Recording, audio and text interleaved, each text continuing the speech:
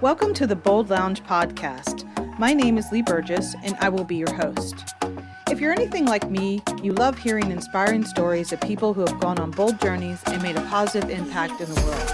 This podcast is all about those kinds of stories. Every week, we'll hear from someone who has taken the lead or embarked on an extraordinary journey. In addition to hearing their stories, we'll also learn about their bold growth mindset that they use to make things happen. Whether they faced challenges or doubts along the way, they persisted and ultimately achieved their goals. These impactful stories will leave you feeling motivated and inspired to pursue your own bold journey. I believe everyone has a bold story waiting to be freed. Tune in and get ready to be inspired.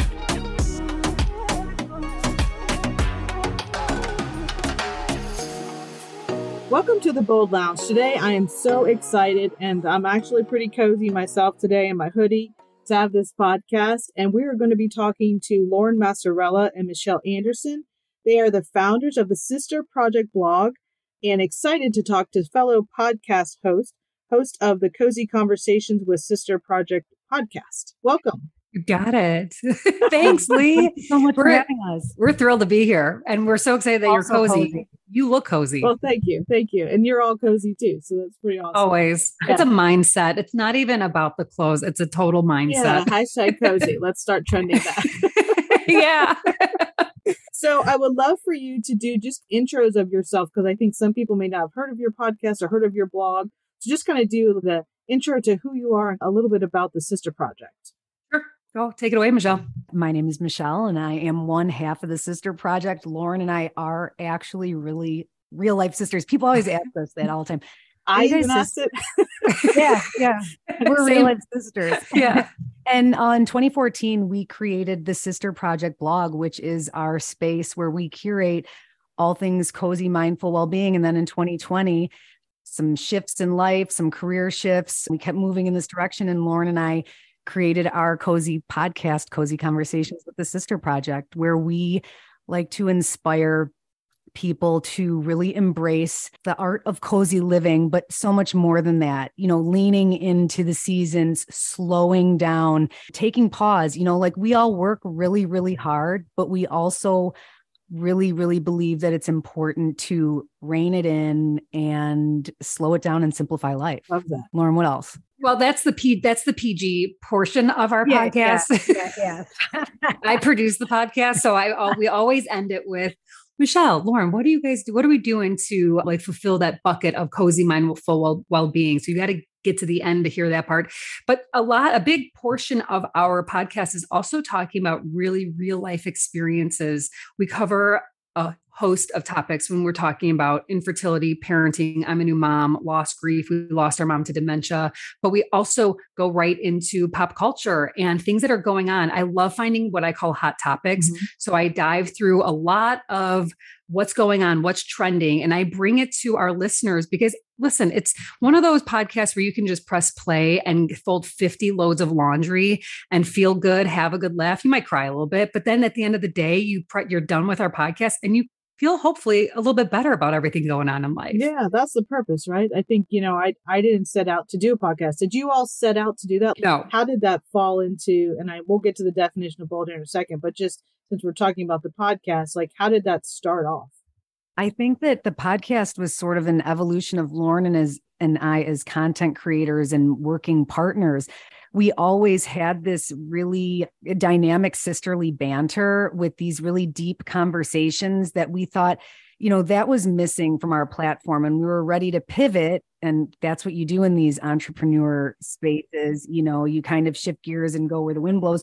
And we were really feeling bringing our conversations to light for other folks because we wanted to provide, obviously a little nugget of some wisdom or something, but also the point is to sit back, relax, and have a good time. Yeah. And also part of that decision in making a podcast based on our conversations was the pandemic.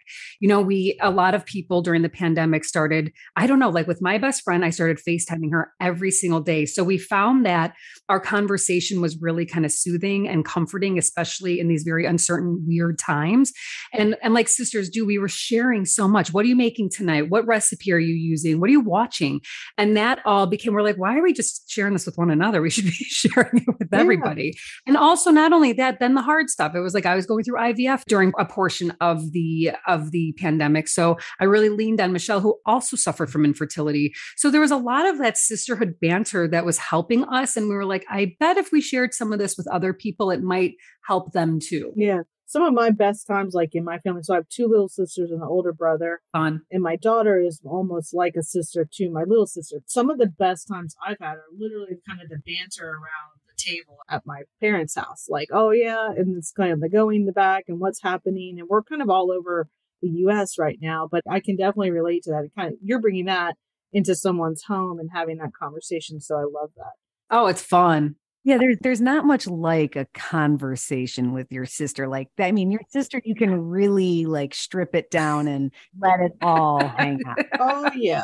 Yeah, for sure. And I'm the oldest. So like, I definitely can feel it. And my mom doesn't, she doesn't mind joining in there too and adding to it. Yeah. I love that. Yeah. Everyone's involved. Exactly. And my dad just sits there and smiles. So that's nice. Just kind of watching it all take place. Yeah. Our dad he smiles and kind of shakes his head sometimes. He's like, oh, wow, this is really what you guys are talking about. Yeah, I'll just keep drinking my beer. And exactly. Tequila for ours. Excellent. A lot of the things you've done, and I know we're going to dig into some of those things, but like, what is your definition of bold? What does that look like for each of you? I'll go first. My definition of being bold, living bold is living in my wisdom, feeling confident in what I'm doing when I wake up in the morning and I feel like I'm fulfilled and I have a purpose. And there's also a balance in life where I'm able to create work and content and do things for people and it enriches their lives. But also my life is feeling equally as enriched. I can tell you that there were years prior to this where I was feeling the exact opposite of being bold. And so, yeah, just being able to wake up every day and feel fulfilled is just about as bold as I can be. I recently read something actually about bold and courage. And it was kind of what Michelle was saying. And it was waking up every day and trying again is bold. Because every day is a new day. Yeah. Right. It's like, because we go to bed sometimes, we're like, that day was messed up. But it's like, you're brave enough to wake up again and try again. So I echo what Michelle is saying. Another thing that I find to be bold is listening to your intuition and going with it. And also speaking up for those who can't speak up for themselves, for people, speaking up for yourself, speaking up for your family, your entity, your group of people, whatever it might be. I find it to be one of the boldest things is to be there for others. Yeah. Having your voice. I think that's definitely a place. So it's like having a voice and actually using it. And yes, I think that's what I did throughout my life. I never called myself bold. I would say like, let's take a big swing of bold here, like in the organizations that I work with, let's try something. It might fail, but we're going to learn. So let's do it. Kind of that growth mindset zone. I think I've always been in that. But I think as women, sometimes in organizations, I'll just say on the corporate side, outside of it, I'm sure it's the same way because here I am, so sometimes I don't know if we understand the strength of our voice. And I think that's where I usually get in trouble in some of the corporations because I didn't really dim it. And I think I got better at it in my 20s and 30s of how to let it out. But, by my 40s, I was like, I'm going to be me. And I think that's where I kind of rubbed things the wrong way because I could do things to a certain point and follow. But I think if I felt like something was, wrong, or if I felt there was ethical, moral line being crossed, I wasn't going to drink the Kool-Aid. And but Lee, like you're saying, rubbed it the wrong way. That was on them. Not on you. That was their consumption. Yeah, but when you're in your 40s, you don't I'm 51. So I feel like I don't know what happened between 48 and now, but somehow I got smarter. Yeah. And I feel, I value myself more. Yeah. I don't know if that sounds weird or not to anybody, but it wasn't like I was not confident before or wasn't like someone who spoke up, but I don't think I realized or I listened to other people's voices tell me oh, don't do that. That's too loud, or that's too aggressive, or you were too, this or that. Insert the line. And when you're trying to fit in kind of organization, sometimes you lose yourself a little bit. Totally. Yeah.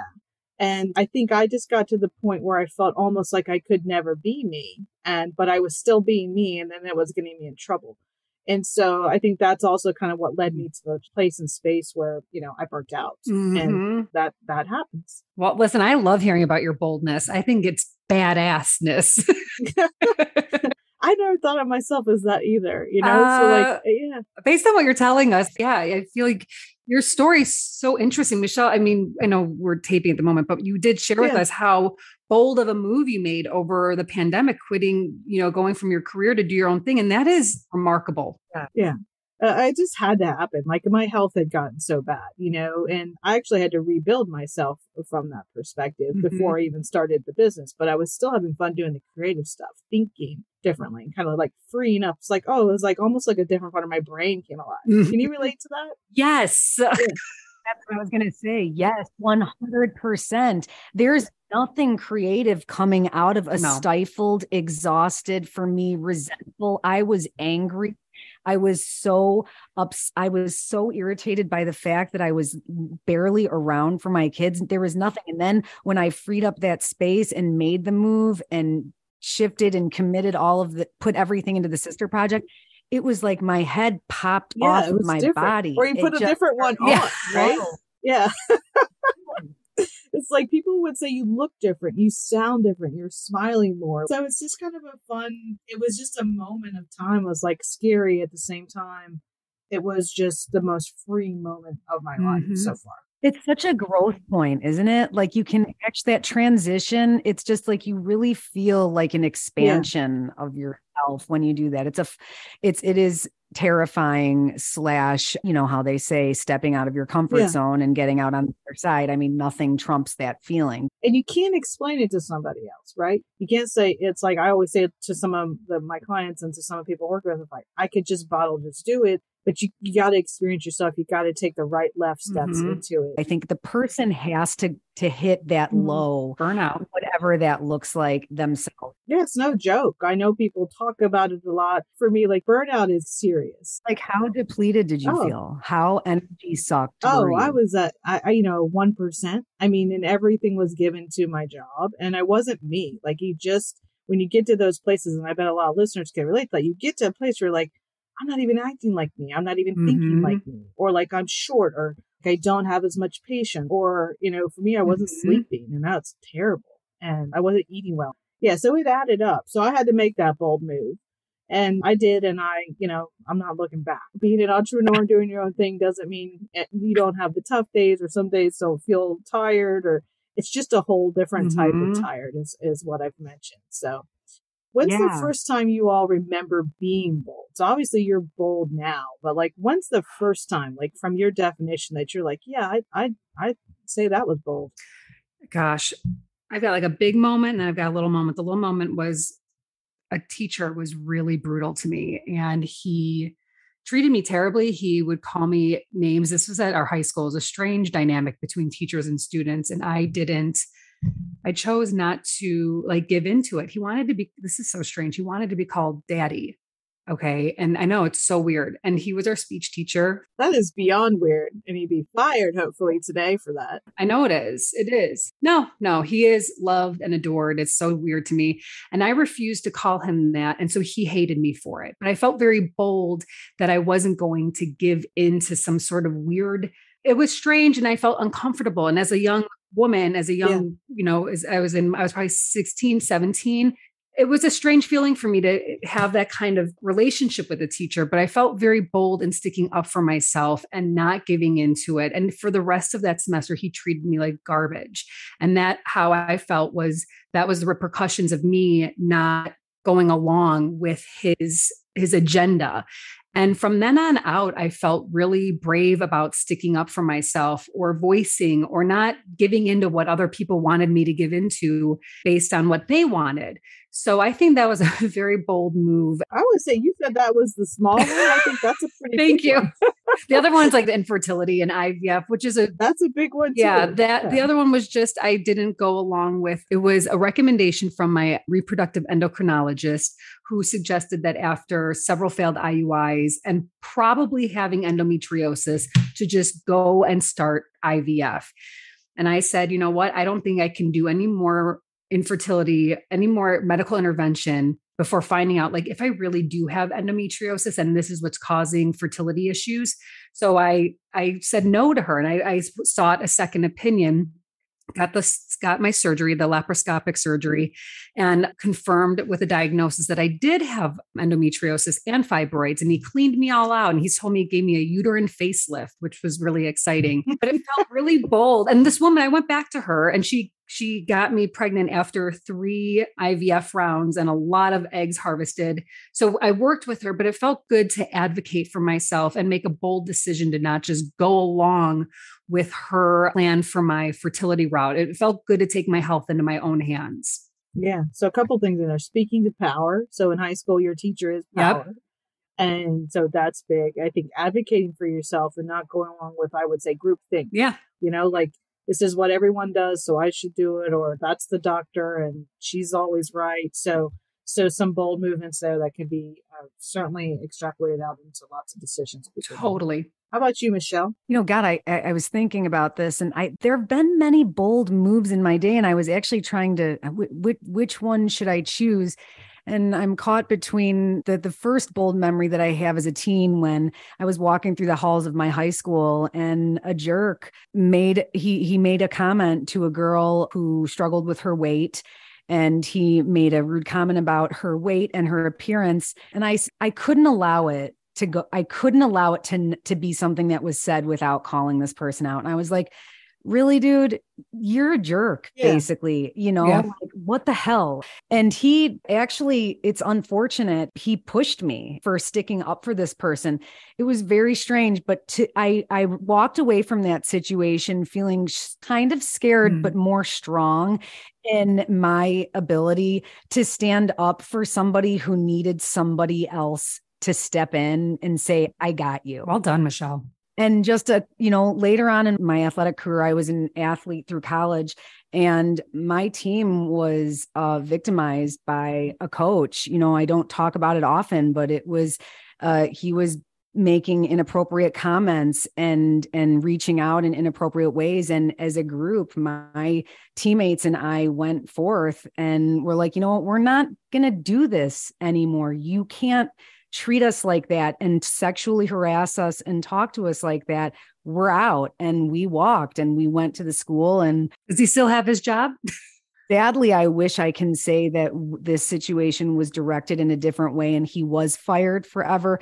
That is unfortunately not the case. But what I believe that we did is pave the way for athletes behind us, just being able to step forward and say, time out, this is not okay. And say, we're not going to stand for this. Yeah. And early on, like this wasn't like in the last 5 years. I mean, you were doing this multiple years ago where it really wasn't as, the Me Too movement wasn't out there and kind of standing up for yourself. I think you were doing it certainly in a bold moment. I love what you said, that I walked away kind of scared, but stronger. Yeah. And there's strength in being bold and still having it be unknown. Like, oh man, what did I just do? And sometimes you're doing it like this. I know I had these moments. I was like, I know what I'm about to do is going to tick somebody off. And I know what the domino is next and next and next, but I'm doing it anyway because it's the right thing to do. It's to stand up for the people that don't have a voice, or to do the right thing from a safety perspective or whatever it may be, or your own safety. So, I mean, those are most definitely bold moves. How do you think your boldness has now folded into your journey now? With your podcast and with your blog? Like the blog bloomed first, right? Yeah, the blog was first. And I think what we have learned throughout the years of doing what we're doing is that one of the bold moves that we do sometimes and we get excited about is when we say no. When we say, no, we can't do that work with you. It's either too much for our plate and we are really overwhelmed, or we are at our capacity, or when we say no, we have value. Well, we say no sometimes because sometimes people, the funny thing about what we do, I guess you can say like we're partial influencers, but because, we go online and we share shit that we like and whatnot. And people think I think that sometimes brand or partners believe that you work for us for free. You talk about our stuff, we'll give you some product, but that is work. That is still work. And to make content and to make video content and whatnot takes so much time and effort. And throwing an 8-month-old baby and 14-year-old twins into the mix, and it's even harder work to get to. Yeah. So I think that we've found a lot of boldness, and I think it feels really good when we're allowed to just say, no, thank you, but no. And also to speak our truth, to share our stories. It takes for us sometimes to share some of the hardest stuff that we've experienced. As I mentioned, the loss of our mom who died of dementia, who actually passed away from the exact same type that Bruce Willis has, of FTD. And to share that story, it's emotional labor. But I find that if we share those stories and how hard it was, but also the beautiful aspects of having a dying mother and a mother who's passed, because there is beauty in death, in my opinion. It takes boldness to share those stories. And what it does that we have found is it has created a community. There are people that find us from all over the world who reach out that say, oh my God, I found you from so-and-so, or I Googled this and you guys popped up. And thank you for sharing what it sounds like to be, a daughter or a caregiver to a person with this illness, or what it was like for you to go through IVF or postpartum. So it takes some courage to share that stuff because it's not always fun reliving it, to be honest. Yeah, 100%. There's effort in that. Being able to say no when it's on a value of you too. Like I have on my board here, create joy and ROI. That's what I have. ROI. Right? Like, am I going to just be totally stoked and just happy about it? And I don't care if it makes money, which there's a lot of that. Same. Or is it something that's bringing a lot of ROI, but there's still joy in it? Like it just can't be joyless. No. So I think that also comes in the equation. ROI could just be your time. I don't always mean like cold hard cash. I mean like it's your time. Absolutely. The time you take away from your family or the time it takes to relive something, And I think that's, one of the reasons that we did the podcast was just to amplify people's journeys, because you never know who's listening, where they're just like, I'm not alone. Or is that what at least someone gets what I feel like? Totally. One of the things I can't stand people to say, and it goes back to when I lost my brother when I was 6 and he was 11. And then people, as I got older and would get, talk about that or bring it up, I know how you feel. And I'm just would be like so pissed off. I'd be like, no, you don't. You didn't live it. So don't say, you can. So I can only imagine. Unless you walked in someone's shoes, you're not going to do that. Mm-hmm. But I think that's the thing when you talk about your loss of your mom, like, what it feels like. And when you can connect to someone who's going through that and they don't feel alone, I mean, there's so much power in that. And your boldness actually helps and heals people and helps people. And then to me, like, there's no other better boldness than that from that perspective. So one of the things I love about you, so your podcast has over 200,000 downloads. It is extremely popular. And, you talk about your cozy conversations. So I have to ask to you, like, I know what I think cozy means, but what does cozy mean to you? Just the feeling, the thought, the feeling that I get when I think about a cozy for me is, Lauren and I say this all the time, it's not about the plush socks. It's not about the cozy sweater, although that's nice. It's about the experience, the moment that you find yourself in that makes you feel all the feels, just like that warm, cozy contentment. And for me, that looks a million different ways. 365 days a year, it ebbs and flows depending on the season. Cozy for me is making something in my kitchen that makes my house smell amazing. And when people walk in the door, they feel warm and safe. Cozy for me feels like sneaking on my couch at a time when most people probably don't think this is appropriate and stealing a chapter of a book. Yeah. But cozy is simplifying things and leaning in to whatever moment you create, whatever time of year. Mm-hmm. Lauren, I know you're chomping at the bit. I know I completely relate and echo everything you said. One of the things that we talk about is we want people, and I love that you asked that question, Lee, because it's true. It's like, what is everyone's cozy? What can you find in your life that is probably not, cozies can be free. It literally can be a library book, like Michelle said. To have time and be cozy is to take time away from the aspects of life that you have to tend to and tend to aspects of life that you want to tend to. So it might be a walk outside. It might be a phone call with your best friend that you haven't talked to since 1994.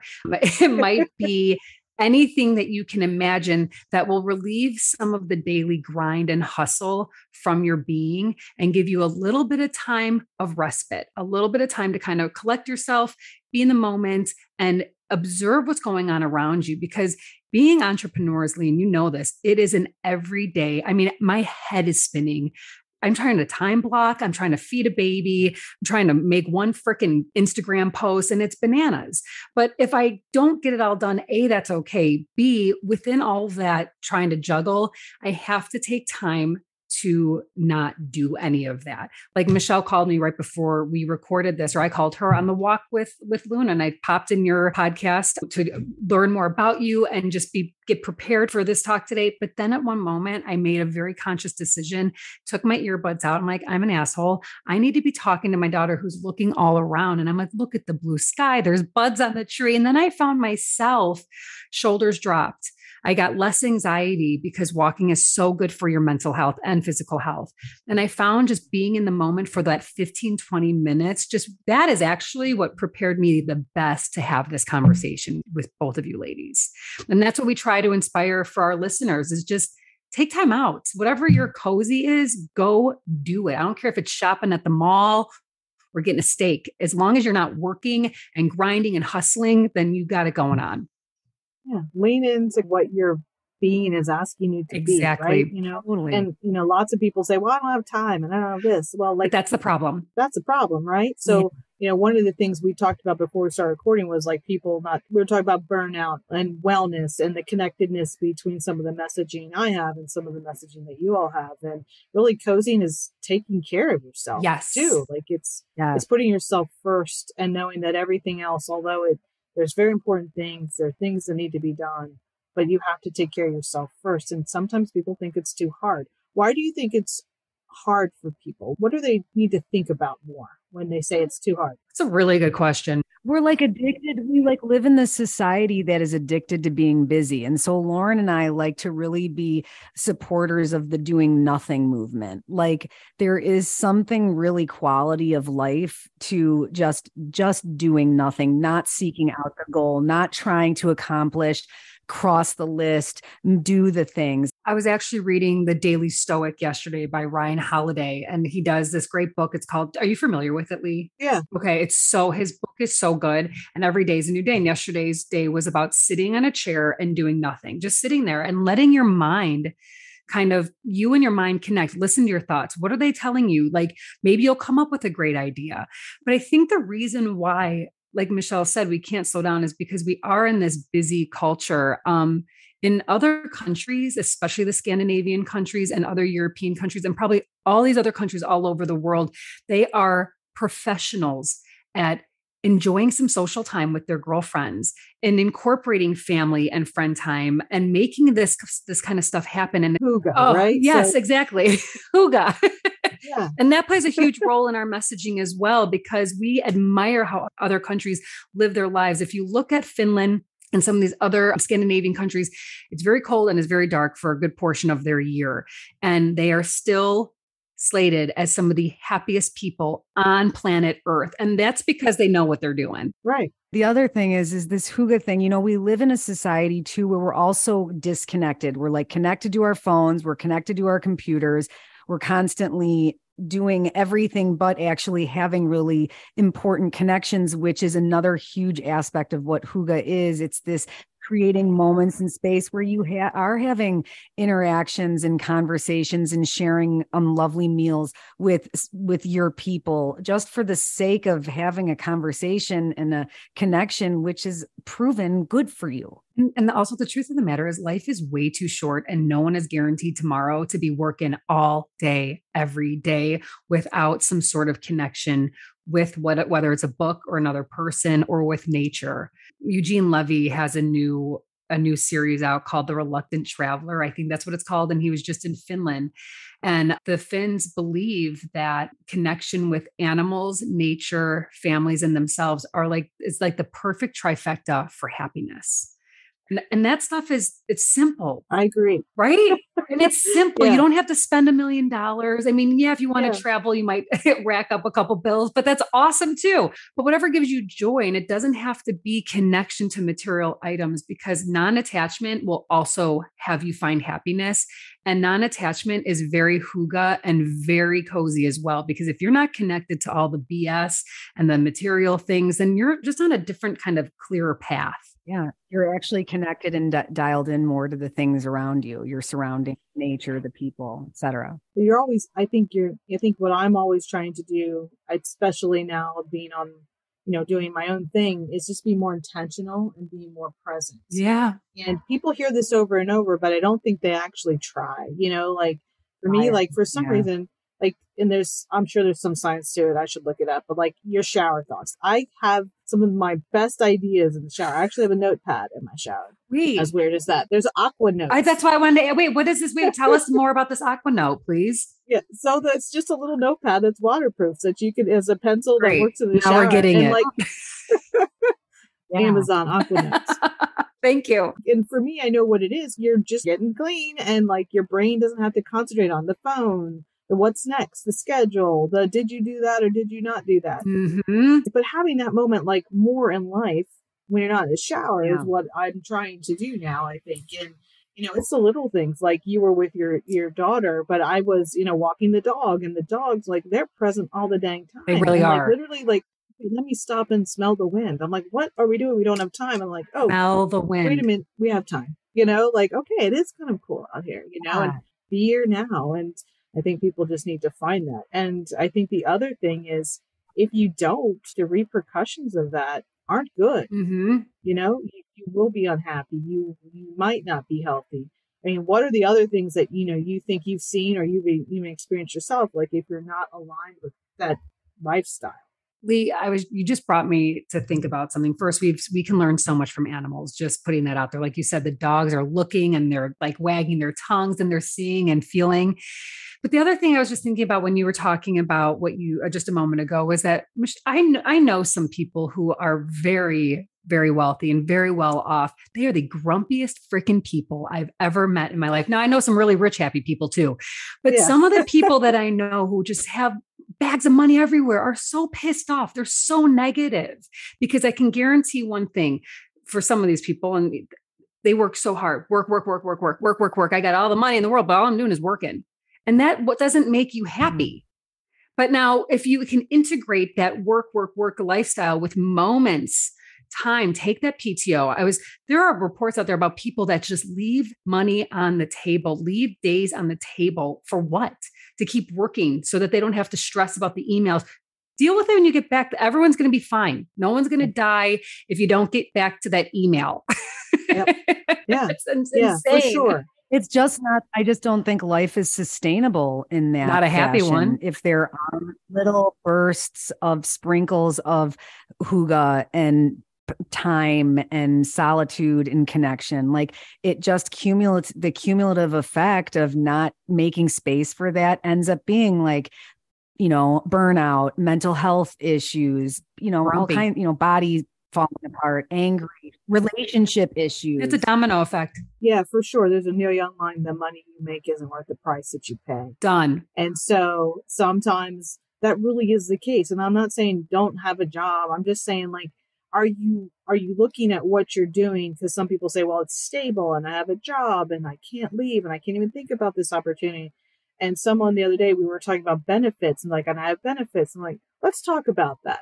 What's the benefit of staying there?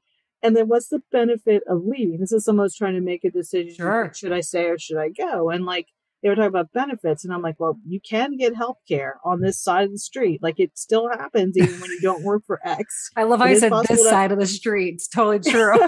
the entrepreneur side, you know, or I'm just changing my life Crossover, side. pedestrian Yeah, walkway. Come on. over. There's a walkway. The light's going. Yeah.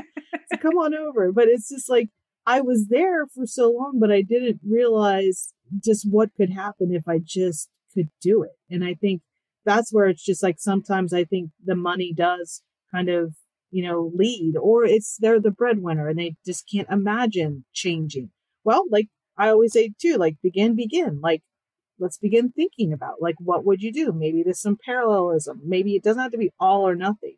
You know, everyone's journey is different. So your steps are not going to be the same as mine or yours or anyone else.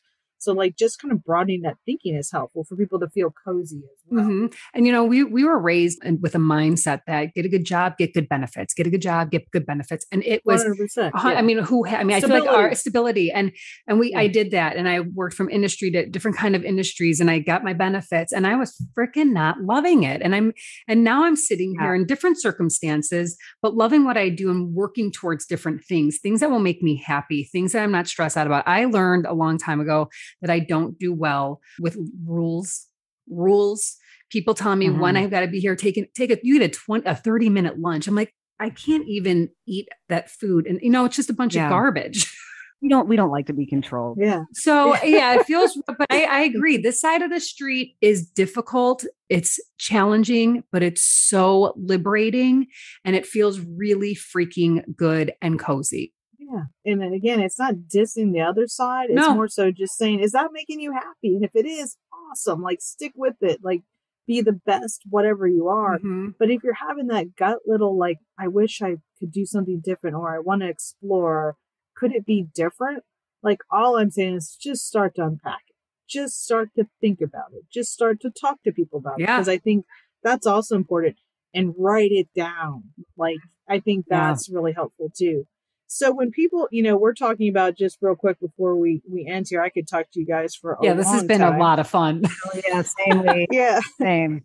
One of the things that I posted something about Rihanna, because I usually don't do the like, I'm pissed off type of, you know, things. And it was low key. It was still G. It was her picture of her on the front of the magazine where she's in the lead and her husband is with her child. Yep. The Vogue. Yeah, it's the Vogue. Yep. Yeah, the Vogue. And there were just a whole bunch of things about saying he was emasculated by the article. And I was just really freaking annoyed with it. And I was like, that's enough. Like, she can be in the lead and he can still be strong. Even though he's holding the child and walking behind her, he's strong. I'm sorry. That's a messed up way of looking at that photo. Right. It's a different lens, but there's some messed It's a different up lens. Yeah, there are some, right? they're very blurry and dirty and cracked and dirty, messy, cracky. Just maybe cracked. I don't even know. Upside down. Really like old. They're old lenses. Yeah, exactly. Maybe get a new prescription. Maybe that's all they needed. But I wrote more than I normally write, but it was just, the time is now to get out of this. And it was also coming off of her getting criticized too from the Super Bowl, where I just thought kicked it and crushed it. And she was pregnant, for Pete's sake, and hanging from the ceiling, which I don't think I could do even non-pregnant. Right. And then she, in the middle, did an entrepreneurial moment, which actually, increased her sales 400% the next day. She's brilliant. Yeah. So it was just kind of a little bit of that. But it was interesting just to kind of see the reaction to that, because it got a lot of reaction on LinkedIn. And it was just, that people were fired up. In your mind, what do you think it's going to take to kind of move the needle for people to get out of that their old prescription, so to speak, of how they're viewing the world? Women keep being bold. That's what it's going to have. That's what it's going to take. And people will get used to it. It's kind of what you said earlier, Lee, when you said, I don't think women were taught speaking up as much years ago. I think my opinion on that is that they were speaking up. They just didn't, no one wanted to hear them.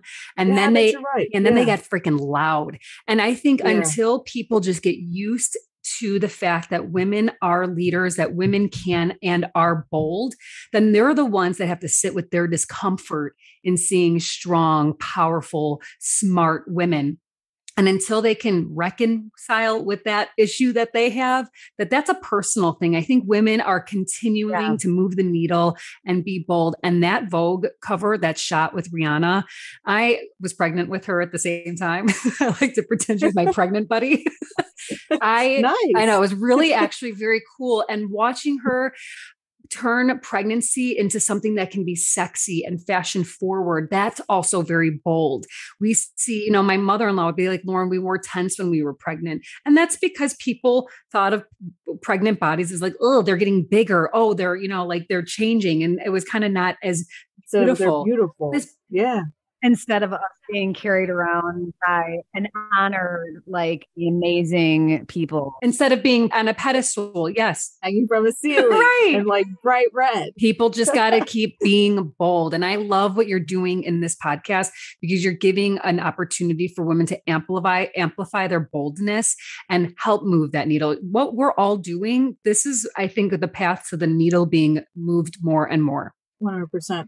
And you can't be cozy and bold at the same time. Hell yes. Like it's not one or the other. No it's way. Actually bold to be cozy. I'll just say that. It's bold to take your PTO. It's bold to think about yourself. Totally. Well, thank you so much for being on the Bold Lounge. I really appreciate it. Please see down below in the episode notes for all about cozy conversations with the Sister Project podcast, as well as the blog. Thank you so much for being on the podcast today. You're awesome. Lee, thank you. Get your cozy on. Bold on. Thank you for listening to the Bold Lounge podcast. Through the continuum of bold stories, vulnerability to taking a leap, you will meet more extraordinary people making a positive impact for others through their unique and important story. By highlighting these stories, we hope to inspire others and share the journey of those with a bold mindset. We hope you've enjoyed this podcast and look forward to sharing the next bold journey